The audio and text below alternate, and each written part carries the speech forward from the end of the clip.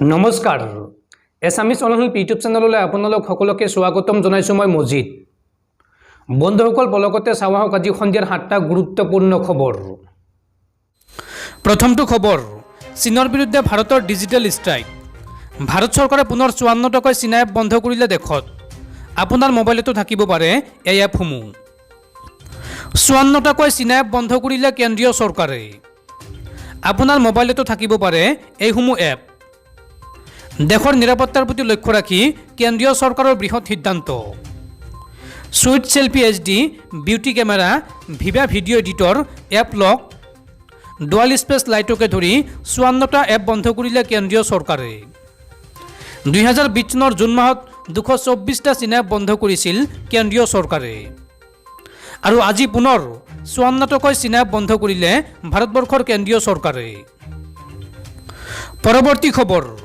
মাজুলী উপনিৰ্বাচনৰ বাবে প্ৰাক্তন মুখ্যমন্ত্ৰী সৰ্বানন্দ সোণোৱালৰ ঘনিষ্ঠ ভুৱন কামক বিজেপি প্ৰাৰ্থিত্ব প্ৰদান ভাৰতীয় জনতা পাৰ্টিয়ে মাজুলী জনজাতি সংৰক্ষিত বিধানসভা সমষ্টিৰ উপনিৰ্বাচনৰ বাবে ভুৱন কামক ইয়াৰ প্ৰাৰ্থিত্ব প্ৰদান কৰিছে বিগত কেইদিন ধৰি মাজুলী বিধানসভা সমষ্টিৰ উপনিৰ্বাচনত বিজেপি প্ৰাৰ্থী কোন হ'ব তাক লৈ অব্যাহত আছিল চৰ্চা তাৰ মাজতে সোমবাৰে পূৰ্বে বিজেপিৰ হৈ মাজুলী সমষ্টিক প্ৰতিনিধিত্ব কৰা প্ৰাক্তন মুখ্যমন্ত্ৰী সৰ্বানন্দ সোণোৱালৰ ঘনিষ্ঠ হিচাপে পৰিচিত ভুৱন কামক প্ৰাৰ্থিত্ব প্ৰদানৰ কথা আনুষ্ঠানিকভাৱে ঘোষণা কৰা হয় উল্লেখযোগ্য যে সৰ্বানন্দ সোণোৱাল প্ৰধানমন্ত্ৰী মোদীৰ কেবিনেটত স্থান পোৱাৰ পিছত ৰাজ্যসভাৰ সাংসদ হিচাপে নিৰ্বাচিত হয় সেই সূত্ৰে মাজুলী বিধানসভা সমষ্টিৰ বিধায়ক পদ ত্যাগ কৰাত খালী হোৱা সমষ্টিত উপনিৰ্বাচন অনুষ্ঠিত কৰাটো প্ৰয়োজনীয় হৈ পৰে জনজাতি সংৰক্ষিত 99 নং মাজুলী বিধানসভা সমষ্টিৰ উপনিৰ্বাচন অহা 7 মাৰ্চত অনুষ্ঠিত হ'ব এই সন্দৰ্ভত যোৱা বৃহস্পতিবাৰে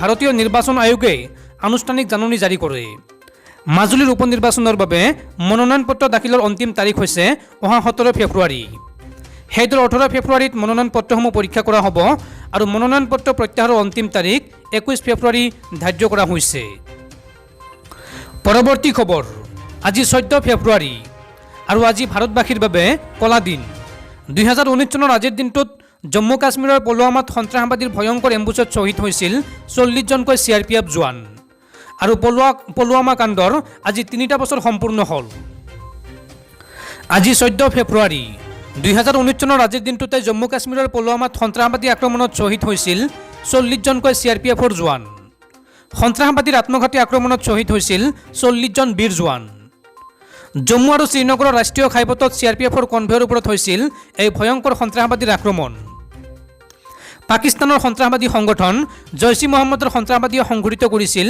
এই ভয়ংকৰ আক্ৰমণৰ ঘটনা সন্ত্ৰাসবাদীয়ে বিস্ফোৰক ভৰ্তি বাহনেৰে CRPFৰ কনভয়ৰ বাহনত প্ৰচণ্ড খুন্দা মৰাৰ ফলত সংঘটিত হৈছিল এক ভয়ংকৰ বিস্ফোৰণ CRPFৰ কনভয়টো শ্ৰীনগৰলৈ গৈ থকাৰ সময়তে লক্ষ্য কৰি লৈছিল সন্ত্ৰাসবাদীয়ে পুলৱামা জিলাৰ অৱন্তিপুৰৰ লেটপুৰত সংঘটিত হৈছিল এই আক্ৰমণ এই ভয়ংকৰ আক্ৰমণত CRPFৰ 40 জন জোৱান শ্বহীদ হোৱাৰ লগতে কেইবাজনো জোৱান আহত হৈছিল এক শিহৰণকাৰী পৰিস্থিতিৰ সৃষ্টি হৈছিল জম্মু কাশ্মীৰৰ ৰাজপথত শ্বহীদ সেনা জোৱানৰ শৰীৰত ক্ষতবিক্ষত অংগ আৰু তেজেৰে ভৰি পৰিছিল ৰাজপথ সমগ্ৰ দেশ কান্দি উঠিছিল আজিৰ দিনটোত আৰু ঘোষণা কৰা হৈছিল কলা দিন হিচাপে পৰৱৰ্তী খবৰ কংগ্ৰেছ নেতা ৰাহুল গান্ধীৰ বিৰুদ্ধে আজি 1000টা গোচৰ ৰুজু কৰিব ৰাজ্যিক বিজেপিয়ে ৰাহুল গান্ধীৰ বিৰুদ্ধে 1000টা গোচৰ ৰাজ্যিক বিজেপিৰ আজি অসমত ৰাহুল গান্ধীৰ বিৰুদ্ধে 1000টা গোচৰ তুলিব বিজেপিয়ে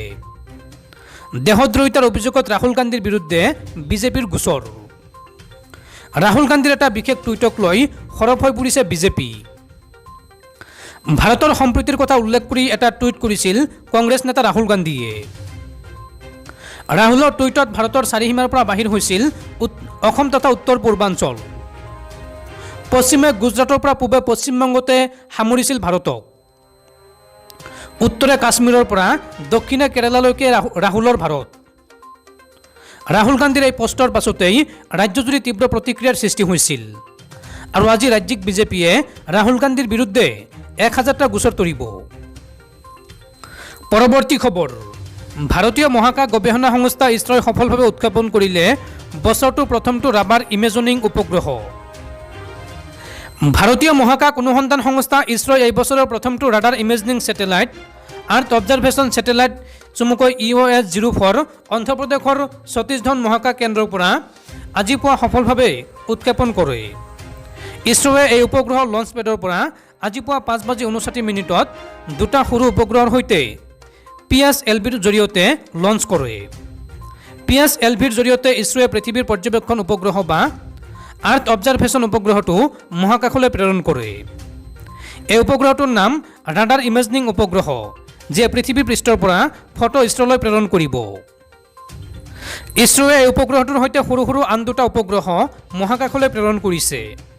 PSLV-C52ৰ জৰিয়তে 1710 কিলোগ্ৰাম ওজনৰ EOS-04 উপগ্ৰহটো সূৰ্যৰ ধ্ৰুৱীয় কক্ষত গ্ৰহৰ পৰা 529 কিলোমিটাৰ দূৰত্বত স্থাপন কৰা হ'ব। ইছৰোৱে এই PSLVৰ জৰিয়তে আন দুটা উপগ্ৰহ ইনস্পায়াৰ-8 আৰু INSAT-2DT উপগ্ৰহ মহাকাশলৈ প্ৰেৰণ কৰে। INSAT-2DT ভাৰত আৰু ভূটানৰ সংযুক্ত মিছন। পৰৱৰ্তী খবৰ, বিজেপিৰ সভাত মানুহ নাই। কেন্দ্ৰীয় প্ৰতিৰক্ষা মন্ত্ৰী ৰাজনাথ সিঙৰ নিৰ্বাচনী প্ৰচাৰ সভাত খালী হৈ থাকিল চকী। খালী চকীৰ সন্মুখত মাত্ৰ কিছুসংখ্যক ৰাইজৰ উপস্থিতিত ভাষণ প্ৰদান কৰিলে ৰাজনাথ সিঙে। প্ৰতিৰক্ষা মন্ত্ৰী ৰাজনাথ সিঙৰ নিৰ্বাচনী প্ৰচাৰ সভাত খালী হৈ থাকিল চকী। খালী চকীৰ সন্মুখত মাত্ৰ কিছুসংখ্যক ৰাইজৰ উপস্থিতিত ভাষণ প্ৰদান কৰিলে ৰাজনাথ সিঙে। ইপিনে ৰাজনাথ সিঙৰ সন্মুখতেই তীব্ৰ প্ৰতিবাদ একাংশ শিক্ষাৰ্থীৰ। মন্ত্ৰীৰ সন্মুখতে সাব্যস্ত কৰা প্ৰতিবাদৰ দৃশ্য ভাইৰেল হৈ পৰিছে ছ'চিয়েল মিডিয়াত। নিৰ্বাচনী সভাত ভাষণ দি থকাৰ সময়তেই একাংশ শিক্ষাৰ্থীয়ে সাব্যস্ত কৰে প্ৰতিবাদ। নিযুক্তি সন্দৰ্ভত কেন্দ্ৰীয় মন্ত্ৰীক জবাবদিহি কৰি সাব্যস্ত কৰিছিল প্ৰতিবাদ। ৰামলীলা ময়দানৰ এক নিৰ্বাচনী সভাত ভাষণ দিয়াৰ সময়তেই সংঘটিত হয় এই ঘটনা। ৰেলৱে পৰীক্ষাক লৈ অসন্তুষ্ট শিক্ষাৰ্থীসকলে ব্যতিব্যস্ত কৰি তোলে প্ৰতিৰক্ষা মন্ত্ৰী ৰাজনাথ সিঙক। পৰৱৰ্তী খবৰ, কংগ্ৰেছে মোৰ মন্তব্যৰ ভুল ব্যাখ্যা কৰি প্ৰকৃত বিষয়সমূহৰ পৰা আঁতৰি যাব বিচাৰিছে। এই মন্তব্য মুখ্যমন্ত্ৰী হিমন্ত বিশ্ব শৰ্মাৰ। উত্তৰাখণ্ডৰ নিৰ্বাচনী সভাত অসমৰ মুখ্যমন্ত্ৰী হিমন্ত বিশ্ব শৰ্মাই কংগ্ৰেছৰ নেতা ৰাহুল গান্ধীৰ পিতৃ পৰিচয়ক লৈ কৰা মন্তব্যই দেশজুৰি প্ৰতিক্ৰিয়াৰ সৃষ্টি কৰিছে। এনে সময়তে মুখ্যমন্ত্ৰী হিমন্ত বিশ্ব শৰ্মাই আজি কয় যে কংগ্ৰেছে তেওঁৰ বক্তব্যৰ ভুল ব্যাখ্যা কৰিছে আৰু তেওঁ উত্থাপন কৰা প্ৰকৃত প্ৰশ্নৰ পৰা বিচ্যুত হ'ব বিচাৰিছে। হিমন্ত বিশ্ব শৰ্মাই কয় যে মই কিছুমান প্ৰশ্ন উত্থাপন কৰিছিলোঁ যে চাৰ্জিকেল ষ্ট্ৰাইকৰ পিছত ভাৰতীয় সেনাক প্ৰশংসা কৰাৰ পৰিৱৰ্তে কংগ্ৰেছ দলে সৈনিকসকলক কিয় প্ৰশ্ন কৰিছিল। কংগ্ৰেছে জীয়াই থাকোঁতে জেনেৰেল বিপিন ৰাৱতক কিয় দুৰ্ব্যৱহাৰ কৰিছিল। কংগ্ৰেছ দলে এই প্ৰশ্নবোৰৰ উত্তৰ দিয়াৰ পৰা পলাই যাব নোৱাৰে। দেশবাসীক দলটোৱে এই প্ৰশ্নবোৰৰ উত্তৰ দিবই লাগিব। শুকুৰবাৰে উত্তৰাখণ্ডত এক নিৰ্বাচনী জনসভাত হিমন্ত বিশ্ব শৰ্মাই সন্ত্ৰাসবাদীৰ বিৰুদ্ধে 2016 চনৰ চাৰ্জিকেল ষ্ট্ৰাইক সন্দৰ্ভত প্ৰশ্ন উত্থাপন কৰিছিল। তেওঁ অৰ্থাৎ ৰাহুল গান্ধী ৰাজীৱ গান্ধীৰ পুত্ৰ হয় নে নহয় তাৰ প্ৰমাণ আমি কেতিয়াবা আপোনাক বিচাৰিছিলোঁ নেকি, এই বুলি মন্তব্য কৰিছিল হিমন্ত বিশ্ব শৰ্মাই। হিমন্ত বিশ্ব শৰ্মাৰ এনে মন্তব্যৰ পিছতে তেলেংগানাৰ মুখ্যমন্ত্ৰী কে চন্দ্ৰশেখৰ ৰাওকে ধৰি কংগ্ৰেছৰ নেতাসকলে তীব্ৰ প্ৰতিক্ৰিয়াৰ সৃষ্টি কৰিছে। মহাৰাষ্ট্ৰত আনকি হিমন্ত বিশ্ব শৰ্মাৰ বিৰুদ্ধে গোচৰো ৰুজু হৈছে।